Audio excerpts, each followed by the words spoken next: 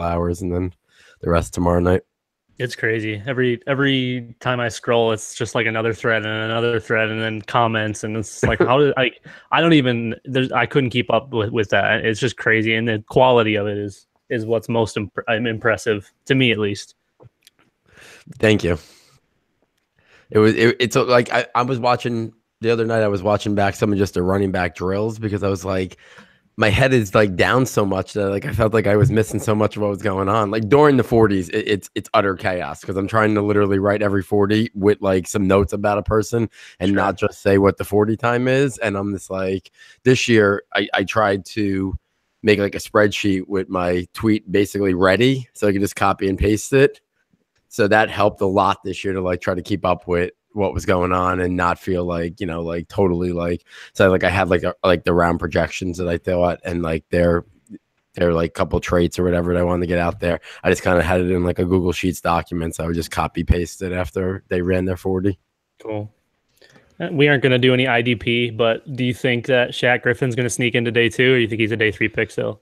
I think someone's going to take him late round 3. I think someone will take him. I think someone will take him late round 3, just because I think he's pretty versatile. So I think a coordinator will use him in a lot of ways. He'll be a special teams demon on return team on like return coverage. And I feel like it really boosts. Like he's going to be a guy that's going to like boost like morale. Like the Giants locker room could use a guy like that after last year's chaos that ensued in that locker room. Big time locker room guy, no doubt. All right, Paul. Last name Perticchese? Perticchese. All right. I'm still gonna fuck that up. So that's okay. Don't call him cheesy. He will literally dive through the computer. I'm not gonna call him cheesy, but that's fine. You can do that. Anything other than Saturday Sunday podcast and your Twitter timeline that you want to throw out there? If you guys can make mention that the Saturday Sunday football premium content is out there, and for $9.99 you get 4 premium notebooks. Or at some point, if I could just plug that'd be great. Oh yeah, we'll let you plug that I'll let you plug that right at the top there, if you want. Sure. Whatever you want, top, the end, whatever you think's better. Placement. Perticchese. On his Twitter, you can check it later. Perticchese. All right, cool. I'm going to put in phonetics for you, Eric, just so you don't screw it up the second time. Oh, I'm definitely screwing it up both times. It's cool. Just loading in everything. He really is writing phonetics. All right, Paul. All right, Nathan, do you want to... So here's what I'll do. I'll just kind of goof around at the beginning, and then we have an FFPC read, so let's find a spot for that in there. And then we can do winners after winners. Yeah. Okay, perfect. Okay, and this is add read. Okay, perfect. Here we go. Hey everybody, and welcome back to another edition of the Dynasty Tradecast, brought to you this week by myffpc.com. My name is Eric Bertzloff, better known on Twitter as @DynastyTrades, joined by my both co-hosts today, Nathan, Dan. What's up, guys? Nathan, you said your name first. That means you get to go first. God, you guys, this bit has to take this bit out back and shoot it. We have to stop. We're going to get another 3-star review, and then we're all going to cry. Well, you only get fair. The 3-star review was because your audio is so bad, and also because I wasn't here. That's where that issue came from. Oh God! I'm glad to be back, though. I unfortunately had to miss last week. My wife spent like 9 hours in the hospital. It ended up thankfully just being influenza, but I was in a bad place all day, and then it rolled over, and I was just like, all right, I gotta. I gotta keep my mind clear and be with everybody. So yeah, the whole house got the flu except for me, and I was very grateful for that. Very grateful everyone's healthy. But yeah, I'm back and we're happy and we're good. Yeah, it's not very often you hear. Yeah, it was just the flu. So that's it was because for those that don't know, my wife is pregnant, due in May. So it's kind of like we didn't know what it was going to be, and it was my mind was a lot of places that day. Yep. No. Yeah, no, that hits heavy. We're good. Baby's good. Okay. It's all good. Let's introduce the guest, and it's Paul Perticchese. Paul, you are at Pauly23NY, and you are dropping hot Twitter fire on the combine, sir. Yeah, glad to be here, guys. Yeah, big weekend here leading up to the draft, the pre-draft process, really in full throttle now after the All-Star games and then the combine. And yeah, it was a lot of tweeting. It was a lot of back and forth and getting my takes out there and talking about these prospects and a lot of crazy stuff happened at the combine this week. And I'm sure we'll definitely start talking about some of it. Some players rising, some players, slipping, and it make for good conversation. Yeah, no, this is always fun when somebody goes full Dalvin Cook or somebody comes out of the woodwork and runs a 4.3. It's always a ton of fun. Paul, we can find you on the Saturday to Sunday football podcast. Do you wanna take a shameless plug here for a second on that? Sure, yeah. Matt and I have been doing it a couple years now. This past year, we started offering for $9.99 some premium content. For that purchase, you get 4 premium notebooks. One is a 2018 scouting notebook, which we've basically converted now to a 2018 offensive draft guide. We've been updating that since the summer with our thoughts all season, and now a lot of updates recently. You also get our rankings and tiers notebook, which has Devy rankings, dynasty rookie rankings, our draft eligible rankings, and draft rankings. And then coming out within the next couple of weeks is a freshman notebook, which has profiles on the top 50 incoming freshmen to college football. And then the week of the draft or 2 weeks before the draft, you get the draft projections notebook, which is me trying to predict how it's going to happen for basically every single position, including all of defensive players, a top 32 projection, a top 100, and I try to accurately predict every single pick in the NFL draft. So last year, I think I got 213 out of whatever it was. So we'll see how many I can get if I can top it this year. That has to be the most put together plug for yourself that I've ever heard, Paul. And to help the plug, for those that are interested in something like this, think about the quality in these notebooks. If you're just following Paul and reading his tweets, those are like 60 to 90 second blurbs of thought smashed together, and it's like the most quality tweets ever. Think about what those notebooks have to be like. Those things have to be just lush. I completely agree. All right. Well, let's go ahead and just hop into the show, or at least the rundown for the show. So today we're going to be talking combine, since that's the hot thing happening right now. Why Paul is here. I'm sure he can talk about other stuff, but why would we want him to? So we'll be talking winners first from the combine thus far, and losers second. And then wrapping, kind of just getting Paul's thoughts. Before we get into the show, though, I do want to remind all the listeners you can get a listeners only 30% discount to RotoViz NFL Pass through the NFL Podcast homepage. That's rotoviz.com/podcast. Your subscription gives you unlimited access to all of our NFL content, and it also supports the pod. So you can contact us via email. That's rotovizradio@gmail.com, or slide into those Twitter DMs. That's at rotovizradio on Twitter. Okay, without further ado, Nathan, do you want to go ahead and drum up the combine talk here? All right, so we're going to highlight some of the winners today, and obviously it's kind of because he was already the 101 in every single format possible, but Saquon Barkley was a huge winner of Combine weekend. He blew up the Combine, and less so what you think about him in rookie drafts right now, because obviously he's going to be the 101, but on the market, that 101, Saquon Barkley, we can start with Paul. Paul, that 101 can fetch on the dynasty trade market. I mean, it would have to be a steep price. And personally, I don't think I would trade it for rookie picks. I don't think I would trade it for a collection of picks, just because I think his upside and his talent is too great that I'd want to feel like I'm getting a proven player that I probably wouldn't be moving it unless I'm looking at like Zeke coming back, Gurley, OBJ. Like that would be the stratosphere in terms of NFL player that I'd be looking for. Even like to go down to like number 2 and say, yeah, like Sony Michel or Darius Geis or somebody like that. I don't know. Like it would have to be substantial, like, another number 1 this year, a 1 next year, like that on a team that's going to be a really bad team or something. It would have to be substantial. And I still think I'd want to have a proven player coming back to even think about it, and one of those top tier guys. I mean, this is the season for people to massively overpay, and you're exactly right, Paul. I'm completely on board with that. That I've been getting all sorts of tweets. I had a guy DM me offline because he didn't want to. He was like, "I think this is a good deal, but I don't want to alert the other owners." He's like, "Would you take Zeke and the 106 for Saquon, I was like, Jesus Christ, yes, I would take that. But I mean, these are the deals that people are just going Looney Tunes on it.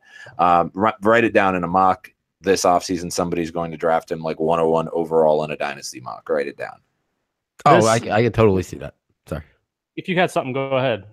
No, yeah. I mean, I just think right now is the time that his value will be at its absolutely highest because we don't know what team he's going on. So landing spot, no one's even thinking about landing spot. We literally just saw him. There was an article posted that was like, it was like the greatest combine performance of all time. So like his value is never going to be higher right now. So yeah, that Ezekiel Elliott at 1.06, yeah, that's a trade you have to make. Ezekiel Elliott's in an ideal landing spot already, and he's going to be a top 3 or 4 running back for probably the next 5 to 7 years. And you get 1.06 to get a really good player. Right.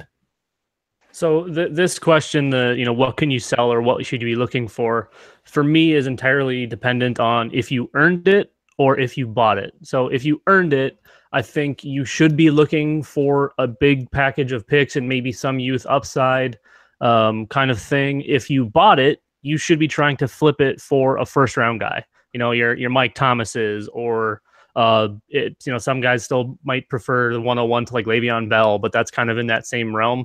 Saquon's going to come out and he's going to be pretty much right in the first round almost immediately. I think he's close to it right now. I think he's wise in the first round. I think he's just right at the tail end of it, but yeah.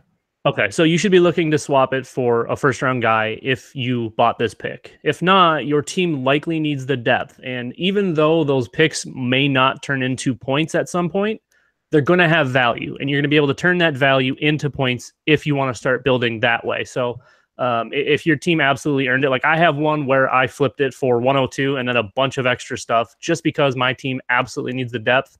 And again, it kind of depends on if it's like super flex or, points per carry, all the different formats that it matters because that adds value to the later picks because now you have 5 quarterbacks. They're going to probably be in the first round, and that stretches this running back class out a little bit.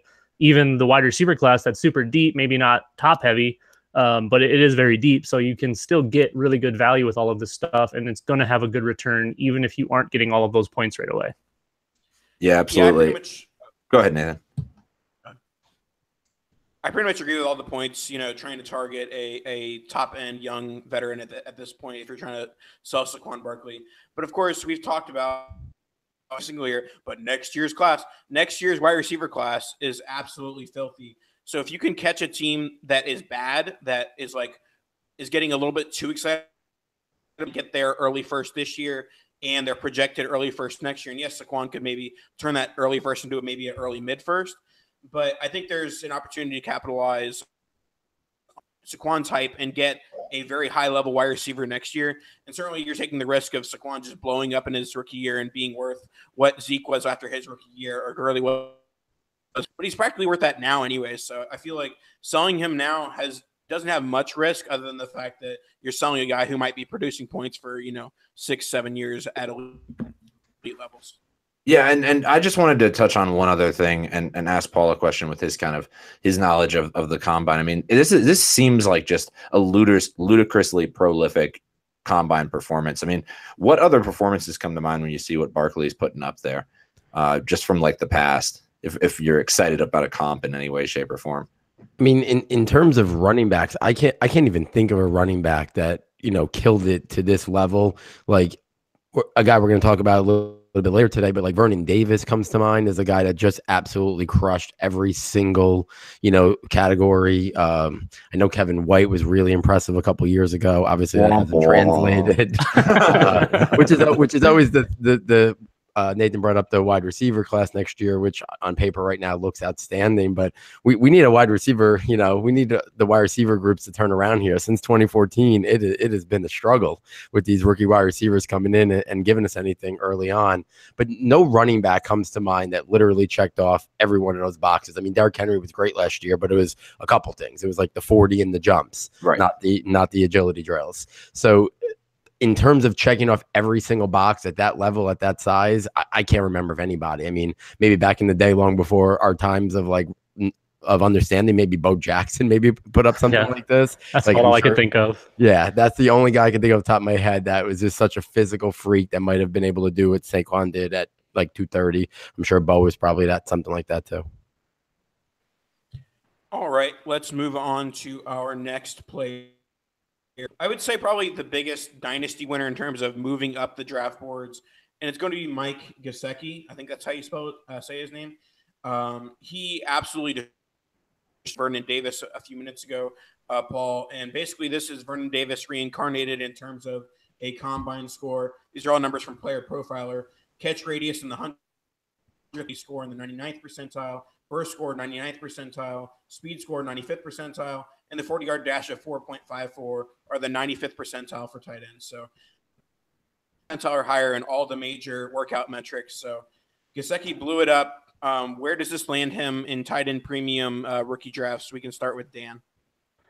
Well, I think, I'm still a big believer in Mark Andrews, but I honestly, it's really hard to look past that athletic profile. That spider chart has to just be one filled in circle. There can't be, there can't be any space left on that thing. We got to see him a little bit in college. Unfortunately, Penn State was pretty awful outside of, their athleticism. But yeah, he's got to be either tight end 1 or tight end 2, and I really think he's going to be probably right after that mix of running the kind of the high end running back. But there's probably like 6 of those at this point, and I don't know that I'm in tight end premium. I don't know that I'm taking a wide receiver over him.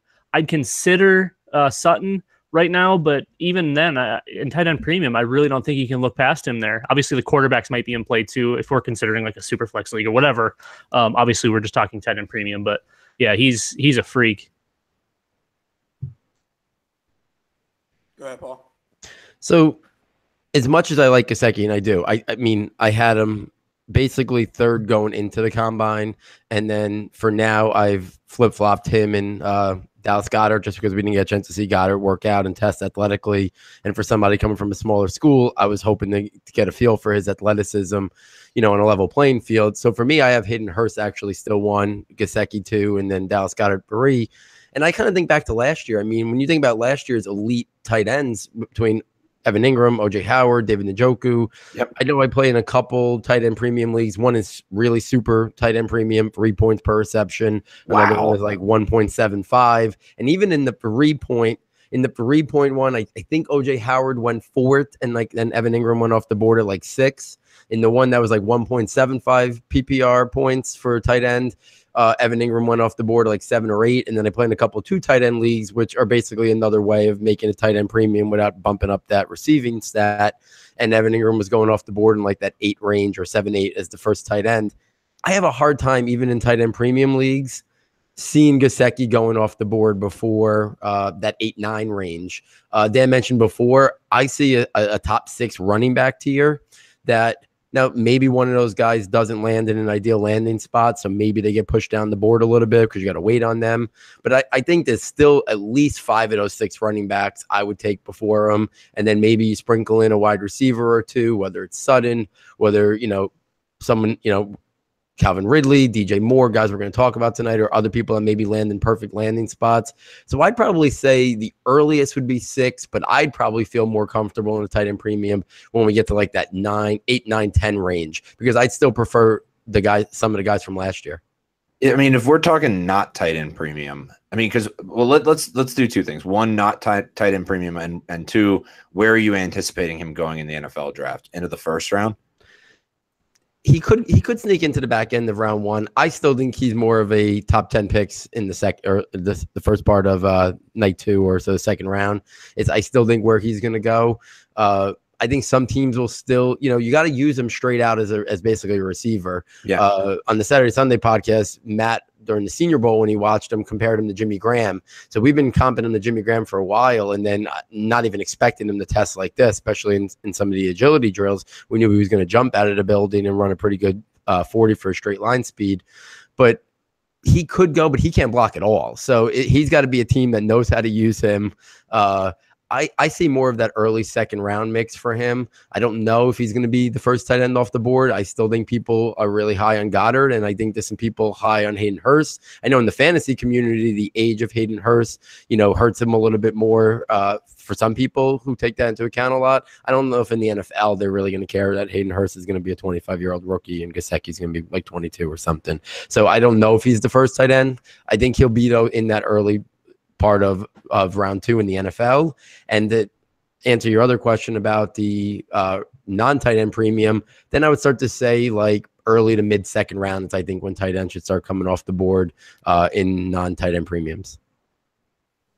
I'm on the same line there. I've got him as like an early to mid 2 in non, so that's right on par with me. Yeah, I think that the big difference here is what happens with draft capital. I don't think that he ends up getting past Jackson, mocked by everybody to get a tight end. And if Gesicki ends up going there, which I honestly think that with that combine, I think it'd be hard pressed to see anybody but Gesicki go as tight end 1. So Jacksonville in that late first pick, and that's a solid landing spot as well. So I think that if he goes in the first and tight end premium, I'd be willing to go as high as like 106, 107, and in more like the 109, 110. Just to jump in there for a second, Jacksonville would be an ideal landing spot because when Blake Bortles misses, he always misses high, and he's much more comfortable thrown between the numbers than he is outside. So that would be a pretty good landing spot. They could also run a lot of play action, where that would leave the middle of the field open a little bit in that intermediate level, where Bortles is pretty okay in that intermediate level in the middle of the field. So Gesicki, again, I don't know. In terms of how much passing goes on there, it might hurt him a little bit, but in terms of like touchdowns, and it would obviously be a pretty solid offense with Fournette on the ground. That would definitely open up a decent, I wouldn't be stunned to see 7 to 9 touchdowns in year 1 in that offense, to be honest with you. Yeah, we call that the Cam Newton, where you miss way, way too high. So that is Bortles is Newtoning these days. Yeah, Josh Allen when he misses too up there. Except his ball's going like 70 miles an hour. So he's not. You can't even jump to catch that one. It's burning your fingertips off. Let's move on to our next one. Our next guy on the list. But it seems like this wide receiver class has a bit of a type. The bigger, slower wide receiver who didn't put up much production as far as just a raw number perspective. Equanimeous St. Brown is kind of the leader of that troop of guys that just didn't have enough production, but have the metrics of height, weight, speed to be able to produce at the next level. And so I think that St. Brown's an interesting guy because I feel like he definitely had the best weekend of those taller, bigger guys. He posted a 4.48 40-yard dash, a 70 player profiler. What were your thoughts on St. Brown throughout the weekend? And do you think that he kind of leads that bunch of, the bigger profiler wide receivers that are in the second among wide receivers? Yeah, I mean, I think St. Brown had a good combine. I was expecting him to test well. I thought he would check those boxes there. For me, he's kind of been in that. I think there's 12 wide receivers for me that I think there's a massive drop after 12 in terms of when I went through and watched film on these guys, and he's among that 12. So he moved up a little bit this weekend. I don't think. Is that a one tier, Paul, that you have there? That's 12 different wide receivers. No, I have it separated into a couple tiers, but I don't think there's much distinction even between tier 1 and tier 2. But I have it. Two separate tiers there. It's 3 in the first tier, and then the rest of them are tier 2. And that's how little distinction I think there is between that second tier. Wow. So St. Brown is in that tier for me. So I think he's going to maybe move up a little bit over some of the other guys. Obviously, he looked a little bit better than some of the other bigger guys there. But you really got to get past like this past year. The production wasn't really there. But, I'm a pretty big Notre Dame fan, and they didn't have much of a pass offense. I mean, they really stuck it on the ground. I mean, with their offensive line, led by Quentin Nelson and McGlinchey, they were just running down people's throats. And, Josh Adams had a great statistical year. I don't think that's going to necessarily translate to a great NFL career, but they didn't really need to pass much. And their quarterback just really couldn't complete much. I think he's going to probably go on day 2. I think he's definitely moved himself to guarantee himself as a day 2 prospect now. For a while I was a little worried about that, but then he started to, get some publicity. I think it was Daniel Jeremiah first put him in his top 5 a week or 2 ago. I think that, started to bring a little bit more attention to him because he does have that athletic profile. He looks like an AJ Green. He's not anywhere near AJ Green, the player, but he has that profile of an AJ Green in terms of his body type, his athleticism. So I think teams are going to look at him and think he's going to have a better pro career than he is a college career. And there's a couple guys in that class who I think that is, a talking point in terms of, I think they're going to be better, NFL players in terms of their statistical output than their college level. And I think St. Brown's in that mix. For me, he's still not like he's still more of like in that 7 to 9 range. I haven't really fully moved everybody yet since the combine. I want to let a couple days pass because I don't really want to move things too much from the combine. After spending so many hours upon hours watching film, I still want that to be the major focal point of my rankings and tiers. But I'll tweak it a little bit from some of the stuff but I haven't finalized that. But I'm assuming that's where he's going to be for me. Yeah, because I think it was Matt Harmon who compared him to Martavis Bryant on his reception perception chart. I think I saw that today. So just another comp that I've heard for him. Yeah, I've even seen something a little bit crazier like Calvin Johnson, and that's a real stretch. That's a stretch to make, but there are some qualities that they share. He was a what? So they're both big. That's where the similarities end. Well, I mean, they move pretty good. What Calvin run, like a 4.4 or something like that? So I mean, pulling up Calvin right now. They're in the same realm. Obviously, Calvin's by the way. At 236, he ran a 4.35. Okay, I thought it was 4.4. Okay, either way, So he was a really hot name in Devy drafts for a couple of years, and he started to kind of creep up at the end of like last off season when Devy drafts were happening and whatnot, and he started to go pretty early. And then this 2017 season happened, and like Paul said, they just didn't really throw all that much. They didn't need to. But even so, when God, what's the quarterback's name for Notre Dame? Yeah, Golson, Deshaun Kaiser. Oh, wrong year. Sorry. It's Golson, right? Golson, Ever Golson. Okay. So yeah, even when Golson would throw and it was hideous, Equinemius is making some plays. He's fun to watch. He's big body. He's quick. He's kind of that prototypical guy that everyone that's like, oh, I'm a scout and this and that. And they're like, oh, he's got a wide receiver 1 profile. Like he kind of hits those marks. I don't think he's near the top of the wide receiver class, but I think I have a very similar top, like 10 to 12 that Paul has. I'm guessing the names are probably pretty similar. And I think he's basically right in the middle. Golson. No, it was Brandon Wimbush. Okay. Even worse. Even worse. We should have had Deshaun Kaiser for one more year, but unfortunately not. So anyways, I think he's in that kind of 5 to 7 wide receiver range. He's definitely outside of the top tier for me, at least. And I was a fan. I enjoyed him during his time at Notre Dame. Unfortunately, we didn't get to see him show out this year like we maybe thought he would. But we still got a few more St. Browns left in college that we can watch, which will be good. His brother's Amon-Ra, and then he's got one. I think his name's just like John or something. There's always one that's just got a regular name. All right, let's move on to our final winner before we move on to some losers. Our this past weekend was DJ Moore of Maryland. And the real question now, obviously, you talked about how deep the top 2 tiers are, Paul. But is DJ Moore now receiver 1? Just those some numbers: 4.42 40-yard dash, a 95th percentile speed score, and a catch radius of the 87th percentile. So, like with DJ Moore, and even when we talk about his dominator rating, 97 percentile, 53.3%. That basically means that he made up for half of the Maryland passing offense, which is so. Paul, what did you take away from DJ Moore this past weekend? Yeah, I mean, I thought DJ Moore was going to test out well athletically. I didn't think he was going to test out that well. I mean, it was a very impressive performance.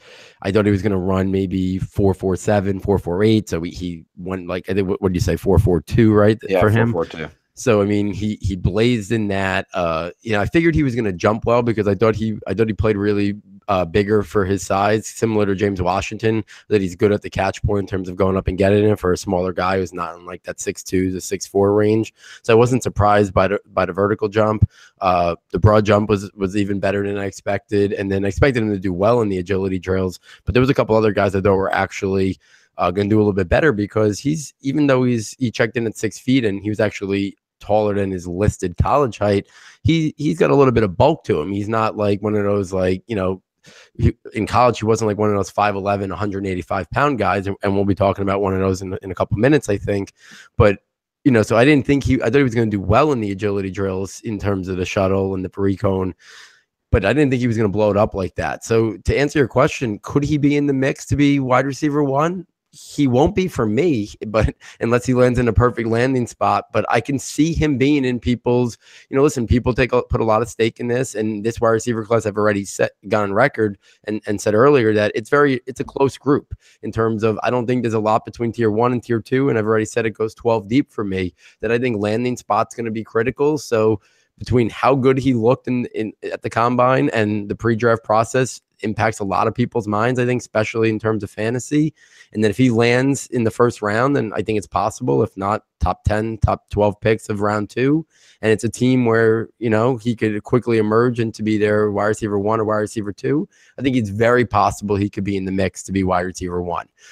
For me, he'd be a little bit further down the list unless the guys ahead of him really land in poor landing spots for me, and he lands in an ideal one. And I think landing spots will probably matter a lot. The way I have these guys ranked now probably will shuffle up pretty considerably, especially to wide receivers, based on landing spots and immediate, opportunity and room to grow and quarterback play. So I think it's possible, though. I really do. And that I would not have said before this weekend. Let me ask you, Paul, because I don't know much about DJ Moore. Can you give the listeners and myself some knowledge as far as like who he's comparison-wise, who he kind of reminds you of?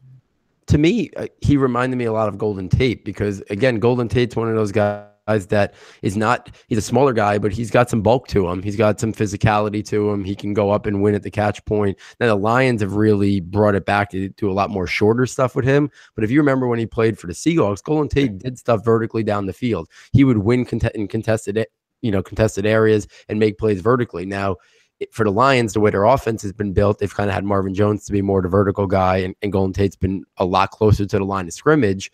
But I kind of sort out from him.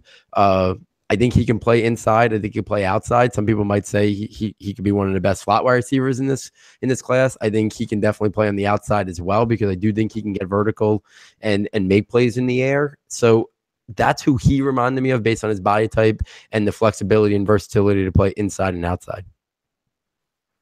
Cool. Hot fire there. Nathan, you got anything? Nope. Any thoughts from you on Moore, Dan? He's in my top tier. He's not my wide receiver 1.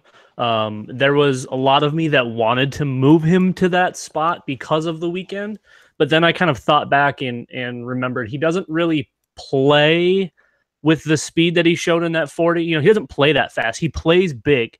What did we say he measured it at? Just over 6 feet? Yeah, it looks like 6 foot. Yeah, I mean, he plays like he's 6'3", 6'4". That you mentioned his catch radius is what, 87th percentile, Nathan? Yes, 87th percentile catch radius. That's big time for a 6-footer.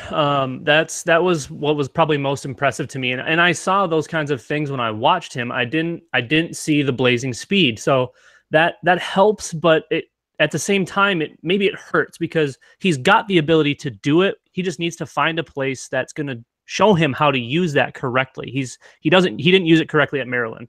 So if he can add that combination of catch radius with that speed, I'm totally with Paul here on he can work inside and out because of his ability to go up and get it at the catch point and his what apparently turned into short range agility because he did so well in the agility drills. So if somebody can figure out how to use those skills and implement them, which I would certainly hope we would, because we're talking about the NFL here, But if it goes to a spot with, kind of shoddy coaching, maybe we just kind of see what we saw, which isn't the end of the world because he's still going to be productive. But I think he has a legitimate chance to end up being the wide receiver 1 in this class, only if he goes to a favorable spot. All right, thanks, Dan. And then before we get into telling the listeners about our sponsor this week, Paul, did you have any other winners that you wanted to mention or felt like you wanted to throw out there that to put on everybody's radar here? Yeah, a couple guys real quick. One wide receiver, DJ Chark from LSU. I mentioned before some players who weren't great in college, but I think are going to be much better in the NFL. I think that's DJ Chark. I think he's one of, if not the best vertical wide receiver in this upcoming draft class. And then I was expecting him to run fast. I wasn't expecting him to run 4.34. I wasn't expecting him to jump out of the building. I think if it wasn't for DJ Moore and how great he tested in every single event, I think DJ Chark would be the guy we're talking about the most in terms of making the most rise. And then he didn't have a complete athletic picture, if I remember correctly, because I think he set out the change of direction stuff, the 20-yard shuttle and the pre-cone. But I thought he was a big winner. And then the running backs, I think Kalen Ballage checked off what he needed to as well. I think he's an intriguing guy.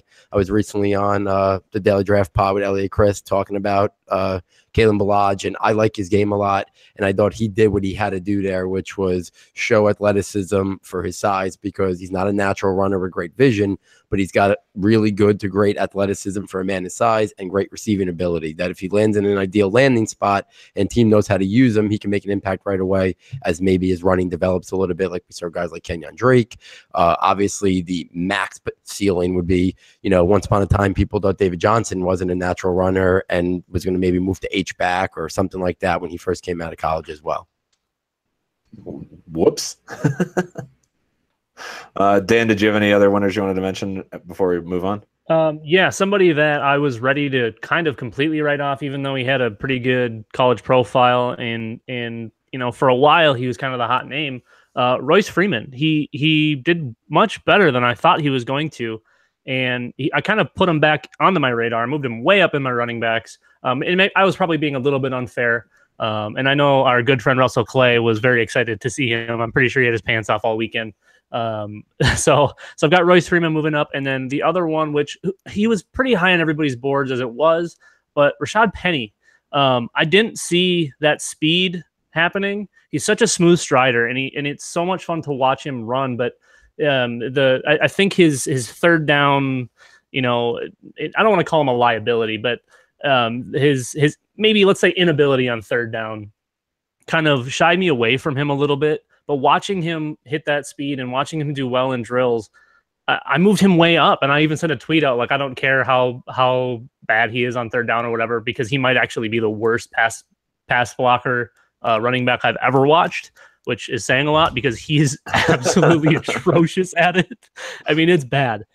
We didn't get to see him really catch any passes, so we can't really write that off quite yet. I'm sure he can learn how to do that a little bit better, but yeah, he's somebody I moved way up, but just because of how good he looked this week. What about Nick Chubb? I feel like he kind of exploded this weekend too, and people have been really. He's kind of been up and down with his injuries, I think. Right, the injury was the issue. He should have been always in those top 3-4, but people were like, "Oh, he's not the same. This, that, the other thing." Sony Michel is the Georgia back you want. Meh. Why did Sony Michel go back to 1920 as in the game?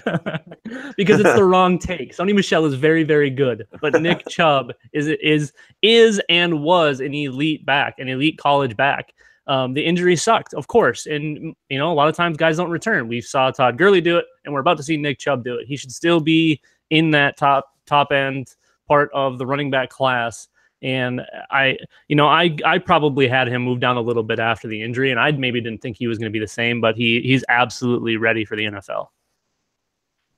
All right. He had a very good combine. Nick Chubb, we talk about the injury. He's one of those guys that he could have, before the injury, he could have had that Saquon Barkley type combine, and wouldn't that have been guys in the same class? Even though Chubb probably would have come out last year, but still, Chubb, he would have blown out the combine before the injury. Okay. Well, I think now let's pivot and talk about losers. But first, let me tell you guys about our sponsor for this episode, the Fantasy Football Players Championship. They are the home of season-long high-stakes fantasy football. For most people, it's the off-season, but not for the FFPC. They now have almost 200 active dynasty leagues with entry fees starting at $77 and going up to $2,500. Yeah, $2,500. And here's something incredible. Not a single dynasty league is folded in 8 years. Orphan dynasty teams are available for purchase right now. I know that Twitter is clamoring for orphans right now. So this is a great place to go. Many of these teams are good teams ready to compete, and startup dynasty leagues will be forming shortly. So get your name on the wait list today. Plus, if you're ready to draft now, the FFPC Best Ball League is coming for 2018 in a couple days, and starting at just $35 entry fees. So don't miss the FFPC experience. Go to myffpc.com and register now. That's myffpc.com, the home of season-long high-stakes fantasy football. All right, Nathan, let's get into some losers. All right, let's get started with probably the biggest loser of the weekend, and that is going to be Calvin Ridley. Ridley, a guy who's going to go in the first round of the NFL draft, possibly the wide receiver one. But he did have a poor weekend. He did run a 4.43 40 to get the 86th percentile. So the 40 went wrong. It was more of the measurables of his catch radius, measuring it at the 21st percentile, and his burst score ending up at the 2nd percentile. So he's definitely not the athlete that some of the people coming into the weekend thought he was. So, Paul, I know that you said that this is the example of this year's Dalvin Cook several times on Twitter. So your weekend for Calvin Ridley? Yeah, so obviously it didn't live up to, I think, what people were expecting it to, but I'm gonna put it on the side as well. I understand people are gonna classify him as a loser. To me, it didn't change that much about him. It really didn't. He's still my wide receiver one. If I was an NFL team and I needed to pick a wide receiver, I never thought he was a top 15 pick. I always thought the Bears talk and the Ravens talk was too over the top. It was just like last year. All three of those wide receivers got pushed up way too early. Matt and I were on record saying we all thought they were picks that should have been in the 20s, similar to the year before when Coleman and Doxson and Treadwell and all those guys were in the 20s. And I thought maybe people were pushing up Ridley too high because that's what people do when they need a wide receiver to fill a need. And we saw it last year happen. So I was impressed with the 40, but that was just checking a box that we assumed he was going to run. I don't really care too much about the jumps per se. I was stunned about the change of direction. I think correct me if I'm wrong, I don't have it in front of me. One of them was really horrendous. Was it the 20-yard shuttle was really horrendous and the free cone was like average or adequate? I don't have those scores in front of me, but I do have his agility score is a 39th percentile, burst score 2nd percentile. Obviously, it has a lot to do with height, weight, speed is 60th percentile. So I'm guessing, yes, the 3 cone and the 20-yard shuttle and things like that are where his agility and burst score were subpar. Yeah. So yeah, and one of them was really bad. Like one of them was one of the worst at the combine, which is just baffling. And he obviously came in pretty light, which the measurements came out a day or two before. So I think he came in at like 189 or something, which is a little bit light. I'm not going to overreact to it. I overreacted a little bit last year, and I'm, I was a huge fan of Dalvin Cook, but I was really stunned at how poorly he did, last year at the combine. And again, it was mostly because I don't even think he did he did some of the jumps, and then he really tested poor in the change of direction stuff as well. And I remember thinking to myself, wow, that's really stunning. And he probably was going to fall in the second round anyway because of the character stuff and the off the field stuff. But there was a lot of people that were really concerned about that. And to me, as soon as Cook got on the NFL field, we sort of Cook that we knew and were accustomed to watching at Florida State. And I kind of think that's the same thing with Ridley. I think if Ridley was at a different program that really utilized the passing game and didn't have so many great players and just pound the rock and play great defense, so their offense wasn't asked to bail him out of games too often, I think he would have put up monster stats. Like you ran off before DJ Moore's like percentage of the Maryland offense. I have no doubt that Calvin Ridley could have done that if he was in different places. I just think he's so smooth. I think he's far and away, and I don't even think it's that close in terms of natural running ability in this draft class. I think he's gonna be able to get open pretty easily. I'm not worried about him now not being able to create space because of those change of direction drills. I think on the football field he does that. I think he's got good hands. I know his field work wasn't even great on Saturday as well. It was a bad day. I think he'll probably test a lot better at the Alabama Pro Day, but to be honest with you, it's quick. It's this week. So I believe it's this week. It comes really fast. So it's not like he's got a lot of time to get back to the drawing board to train for those. But I'm less worried about him than I think some people. I refuse to believe what I saw on film over his career in college wasn't the real Calvin Ridley. I just think it was a bad day, or maybe he's just not a great tester. He wasn't really focusing on them in his pre-draft process there. I still think he's going to be the best wide receiver from this class.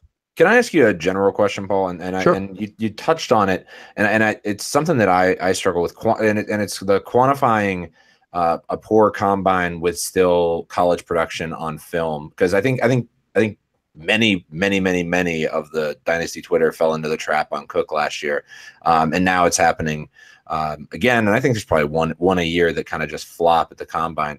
Is there a way that you kind of quantify to say, okay, this player, it was so good in college and was so transcendent that I just don't believe what the combine's telling me?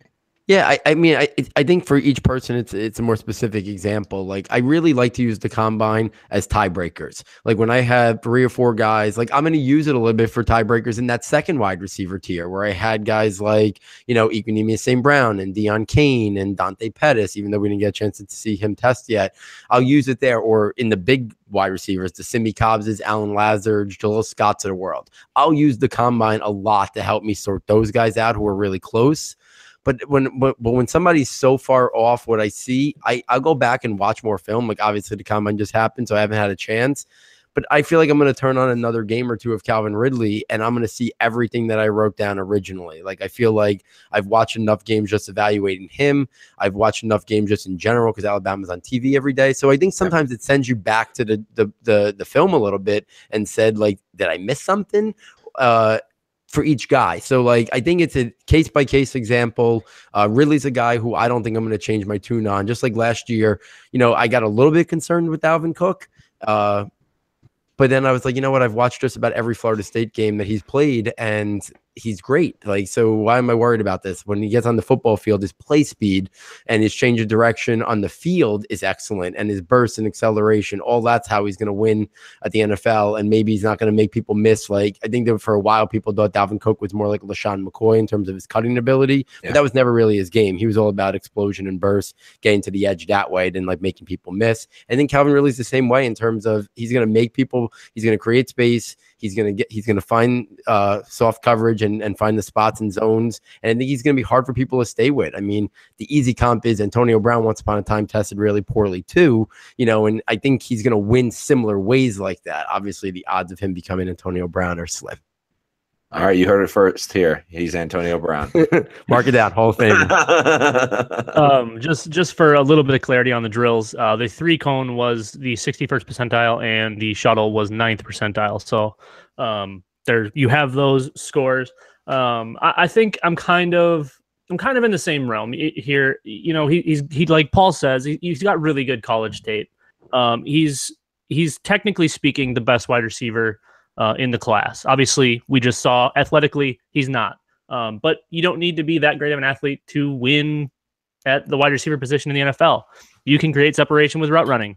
It's pretty simple. They just have to figure out how to use him. If that means moving him inside so he gets a free release, fine. Even though I don't think he needs that. I think he can win. We know he's strong. What he put up, like 15, 16 reps. So obviously that doesn't necessarily, generate play strength, but we know he's got the strength. We see it on the tape. The difference, I think, is his tape in college, even though it was limited because of the Alabama offense, I think it was good. And we see the Dalvin Cook, type of deal. But when I watched Dalvin, I saw great. I saw borderline elite. And with Calvin, and maybe this is just kind of this wide receiver class again, I just saw good tape. I think he's going to be a good NFL wide receiver. With the little bit of extra age and, maybe not the athletic ability, I just don't see the upside of some of the other guys. So I slide him down just a touch. I didn't slide him down a touch this weekend. He's in the exact same spot I had him. Just because that's who he is. He's going to beat you technically. He's going to do it that way. That's just the only way he can win, honestly. And it makes the most sense. He's great at catching the ball. He's a great route runner, and that's where he's going to need to win. Yeah, I just want to jump in right there. I think you hit it on the head with the I've been on record saying I don't think there's a number one wide receiver in this draft class in terms of a bona fide stud number one wide receiver who can beat the elite defensive backs on a regular basis who you can build your entire offense around. I don't think that's the case. I think there's a bunch of really good number two wide receivers. And I think you're right. I think Calvin really doesn't have the highest upside. To me, he's a rock solid double. Maybe he's a triple. But if Courtland Sutton pans out to be Mike Evans like, then he's a home run. And he deserves to be number one, in the group of guys. And he could have been brought up before as a winner because he tested out athletically, fantastic this weekend. So it's kind of what you're looking for. You're looking for the guy who could maybe Equanimeous St. Brown, like you mentioned before. He's got the profile that maybe he can be an NFL wide receiver one if it all comes together. I just think Calvin Ridley, I know worst case scenario, I think he's a better version of Jarvis Landry. Like that's nice. I think he's a 90 catch guy, book it if he's in an offense that passes enough. It's the ultimate struggle between collecting pretty chess pieces and having the chess pieces that win.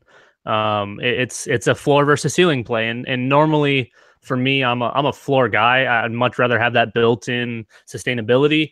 But when it comes to some rookie picks, there's going to be guys that I'm going to prefer that upside just because of where the potential could be. He's still not going to slide down my board at all. He's still in the first round. He's in that top tier of wide receivers. I want to see him at his pro day because, like Paul said, I think he maybe just had a bad day. And that it's a lot of pressure. We saw Mike Thomas have a bad day, and look at Mike Thomas. He's doing all right. All right, let's move on to our next one. Our next loser is going to be Mark Walton, Miami running back, at only 200 pounds. And so prior to the combine, I think he was kind of in that conversation, maybe slightly below the Ronald Jones, Sony Michels of the world. How does this combine, especially that speed at that low of a weight, Paul? What do you take away from Mark Walton? Where do you think he ends up going in rookie drafts now that he's not quite thought he was? I'm not saying he was going to run like a 4.35, but I think that at least prior to the combine, I was expecting more like a high 4.4s or low 4.5s. Yeah, I mean, I think the spot right there, I think most people thought he was going to be in that 4.45 to 4.49 range. And I think, and him more than anybody, he really might have not been ready. I mean, this is a guy who suffered a really serious injury, I think he missed the whole second half of the season. Correct. If someone knows that, you correct me if I'm wrong, but I know he missed a good portion of the season. It's possible that he wasn't completely back, but he kind of wanted to put himself out there as kind of, don't forget about me. I'm here. And maybe he wasn't completely, 100% where he should be, because on tape, he looks a lot faster than a 4.6 guy. I mean, there's plenty of tape of him, taking it to the house where he looks like he's moving.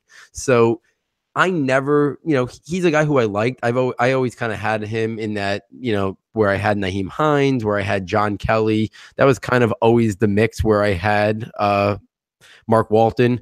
He wasn't in my top two tiers. He was somewhere in the middle of that third tier for me. Where John Kelly, Hines, a little bit below Ballage and Penny for me. I'm going to kind of keep them there. I don't think I might move up Chase Edmonds and Bo Scarborough a little bit because they really had nice weekends in terms of their athletic profiling. And I kind of wait and might take a little bit of a wait and see approach and see if Walton improves those numbers. But he's kind of like, to me, he's going to be like a Tevin Coleman type player, I think, at the NFL level. I thought he had more agility in terms of change of direction stuff, but I thought he's going to be more of a change of pace guy, use him out of the backfield, but had that explosion that can make some big plays. Never a guy who I thought was going to be a workhorse or a bell cow. So obviously those numbers hurt him when that's what he was supposed to be. So I think right now I would probably say late second round, and late second round. And if he doesn't land in a good spot, I think he could probably fall into the third round of rookie drafts, because I think we're probably looking at a fourth round pick right now in terms of his NFL stock.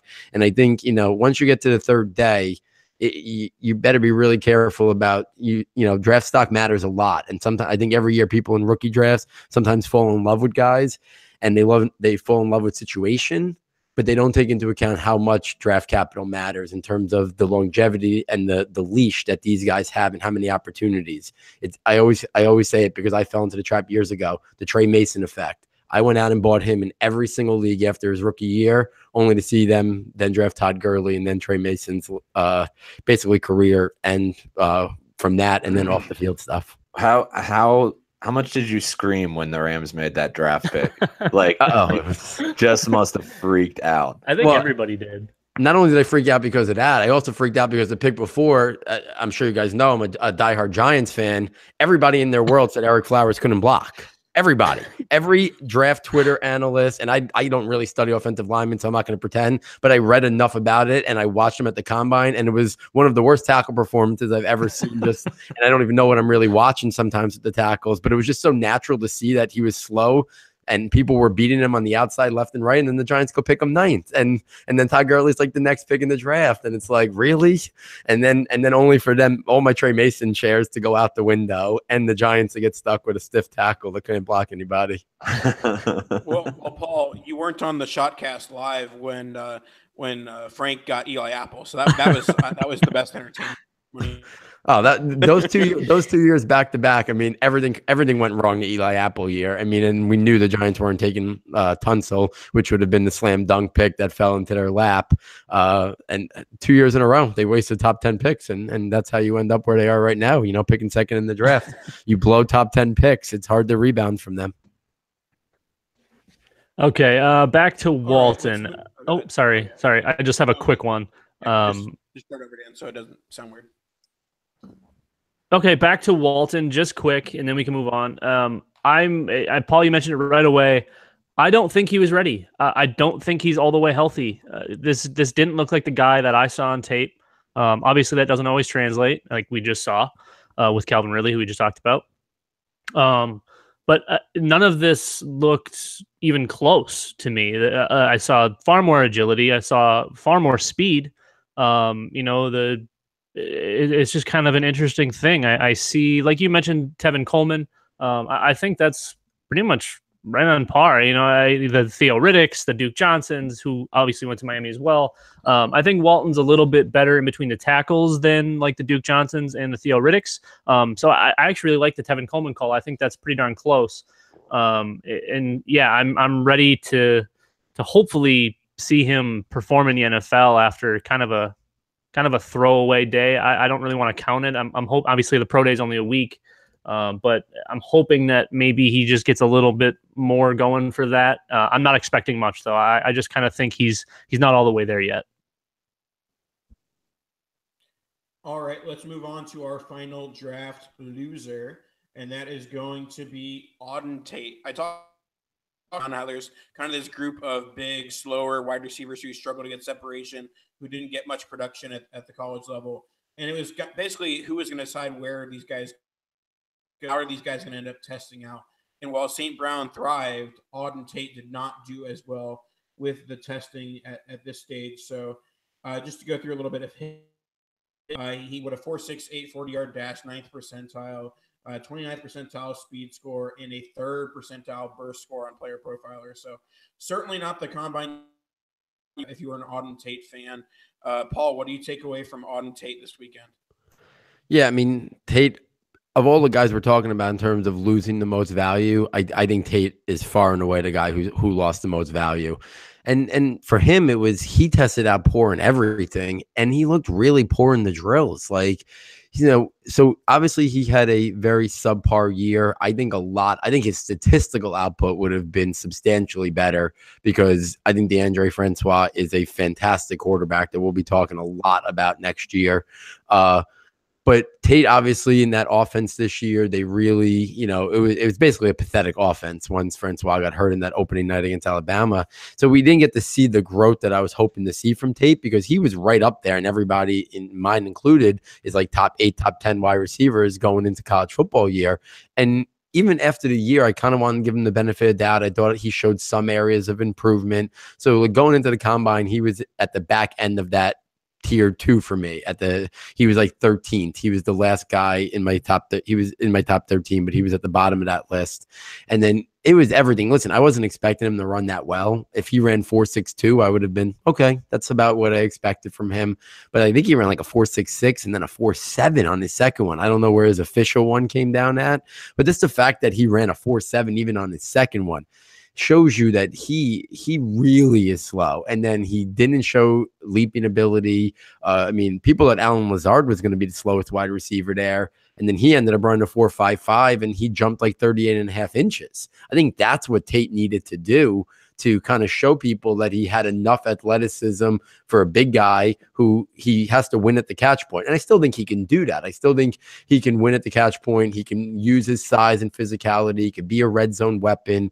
But I think people are very nervous about those guys right now after we've seen some of these guys come into the league, you know, and even a guy like Laquan Treadwell had more athleticism than Auden Tate in college, and then even I'm sure at the combine as well, or pro day. I don't know if he participated at the combine, but people are a little bit, I think, more leery about these guys if they, you know, can't create separation on their own and are exclusively players that have to win at the catch point, because your margin for error is very small, and you have to be bona fide great to elite at that one area if you're going to make a difference on a regular basis, you know, week in and week out. And I think Tate had to show more of that, or more athleticism, because I don't think he's that elite at the catch point, and he didn't have the statistical, you know, production to back it up. That I think he's now a day 3 prospect in the NFL draft, and I didn't think that going into this weekend. Eric, you're muted if you're trying to talk.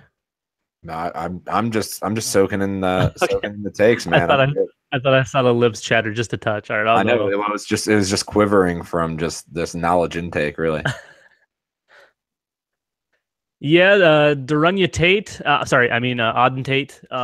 Not doing so hot these days. Dajagia, if you want to go back down that memory lane. Do you have an odd? How about Auden not great? There you go. I like that one. Auden not great. Yeah, team big wide receivers got to be kind of disappointed in that one. He's, you know, I mean, the measurables are impressive. He's a big dude. He's 6'5", 230, big wingspan, big hands, big arms, and then you try to watch the athleticism, and it's not there, and it never, you know, I didn't see that on the tape. I didn't think he was going to test well, like Paul said, but 4.7 was lower than I definitely anticipated. I've never been really high on him. I think, like Paul said, he can be used as a red zone weapon just because of his size, but he's not even that good at that. You know, it's kind of one of those things where there's a lot of potential in a body, but it's just not really anything coming out of it. You know, he's going to be a late round guy, and maybe he catches on and maybe starts to figure it out and somebody figures out how to use him. But I don't really see a whole lot there. Before this weekend, I would have never thought that Jamon Moore from Missouri, who's a little bit smaller, not nearly as big as like the Auden Tates and the Simi Cobbs of the world and guys like that. But before this weekend, I would have thought Auden Tate was definitely getting picked before guys like Alan Lazard and Jamon Moore. And now I think Lazard and Moore both can go before him. I don't know if definitively, because again, if an NFL team really loves him, maybe they're not going to drop him that much. But I wouldn't be surprised anymore if Jamon Moore and Alan Lazard go before him. And before this weekend, I would not have said that. All right. I think we're out of players. Do we have any other losers, Paul, before we wrap the show that you wanted to go ahead and call out? I mean, no one really stands out too much in terms of, I'll mention a tight end. I think Dan brought him up before, Mark Andrews. He's a guy who I was hoping tested out a little bit better athletically. I still think he's a really solid prospect, but, you know, not too long ago, he was sitting at the top of the tight end tier. So I think, you know, this might have been an opportunity for him if he tested a little bit better, that maybe he could have, you know, pushed his way back up there, you know, into the conversation. So, you know, he ended up, I think his 40 time was a 4.66, which is not terrible, but I think people were maybe hoping for a little bit better in terms of the athletic numbers from there. So he'd be a tight end. I was a little disappointed in John Kelly. I like John Kelly's game a lot on film. He didn't really run very fast in the 40. I thought he'd be a little bit quicker. And then I think he bowed out of a couple of the other drills as well in terms of, I forget off the top of my head if it was the change of direction drills or the jumps, but I don't even think he tested fully across the board either. So I thought maybe he was a little bit of a down in terms of the combine as well. So I would probably say Kelly and Andrews, two guys who might have hurt their value a little bit this weekend. All right. Well, I guess, does anybody else have anything else before we go ahead and wrap the show here? Well, No, I haven't I'm discussed this with you yet, Eric or Dan, but so as many people know, I am the guest getter. I slide in DMs on the regular, and next week I will be on a plane to Chicago during recording. Will not be able to get you guys a guest. Sorry. So here's my idea: leave a 5-star rating and review on iTunes for the Dynasty Tradecast, and you want to have on next week's show. And basically, we'll look at the reviews maybe Thursday, Friday, and Dan and or Eric can slide into DMs of those requests, rating reviews, and who you want as a guest for next week's show. I've been known to slide in some DMs. Yeah, I don't doubt that, Dan. Well, speaking of guests, we just had an awesome one. Thanks, Paul, for coming on the show.